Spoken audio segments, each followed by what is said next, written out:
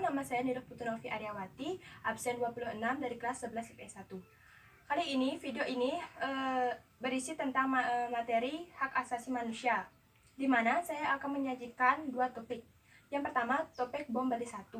Yang kedua, topik peristiwa Trisakti dan Semanggi.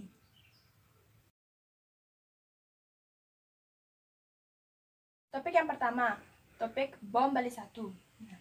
Bom Bali 2002 atau disebut juga bom Bali 1 adalah rangkaian 3 peristiwa pengeboman yang terjadi pada malam hari pada tanggal 12 Oktober 2002.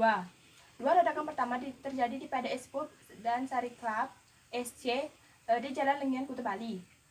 Sedangkan ledakan terakhir terjadi di depan kantor konsulat Amerika Serikat. Walaupun jaraknya cukup berjauhan, namun rangkaian pengeboman pertama kemudian disusul oleh pengeboman yang berskala lebih kecil dan tempatnya masih satu daerah, yaitu Bali, menyebabkan 202 orang korban jiwa dan 209 orang luka-luka. Nah, di dalam video ini terdapat kasus pelanggaran HAM, di mana seseorang memiliki 3 hak asasi manusia. Yang pertama, hak hidup, yang kedua, hak kebebasan, dan ketiga, hak memiliki sesuatu. Nah, di dalam peristiwa ini terdapat pelanggaran hak asasi manusia. Salah satunya adalah hak hidup. Kenapa demikian? Karena di peristiwa ini terjadi tindakan terorisme. Kenapa terorisme dinyatakan sebagai suatu tindakan pelanggar hak asasi manusia? Karena karena terorisme telah mengambil hak hidup rakyat sipil dan mengorbankannya dalam aksi terorisme. Dan tindakan tersebut juga sudah melanggar peraturan hak asasi manusia, karena sudah mengorbankan tidak hanya satu orang rakyat sipil, melainkan sampai ribuan rakyat sipil. Nah, di dalam aksi ini tidak hanya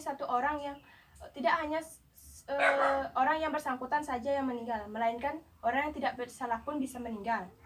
Nah, oleh karena itu, menurut saya, orang yang melakukan terorisme harus mendapatkan hukuman, karena sudah mengambil hak asasi manusia, yaitu hak hidup seseorang.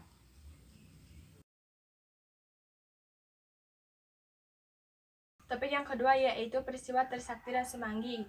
Peristiwa ini adalah peristiwa penembakan pada tanggal 12 Mei 1998 terhadap mahasiswa pada saat demonstrasi menuntut Soeharto turun dari jabatannya sebagai presiden. Nah, di peristiwa ini, padahal siswa yang tadi ikut demonstrasi itu sudah menyatakan mundur atau sudah bergerak mundur. Namun aparat keamanan masih saja menembakkan peluru ke arah mahasiswa tersebut, sehingga akibat dari peristiwa itu 6 mahasiswa dinyatakan tewas dan 16 mahasiswa dinyatakan luka-luka. Nah, menurut saya aparat keamanan ini sudah melakukan pelanggaran terhadap UUD 1945 pasal 28A yang berbunyi setiap orang berhak untuk hidup dan mempertahankan hidup dan kehidupannya. Nah, aparat ini dinyatakan pelanggar hak UUD 1945 ini karena sudah melakukan pelanggaran hak asasi manusia dengan merebut hak hidup mahasiswa. Di peristiwa ini bisa kita lihat bahwa siswa itu sudah menyatakan mundur. Artinya sudah bisa dibilang situasi membaik atau sudah bisa dibilang tidak harus diperpanjang lagi. Namun di sini aparat keamanan masih saja menembakkan peluru tajam kepada mahasiswa itu. Nah, di sini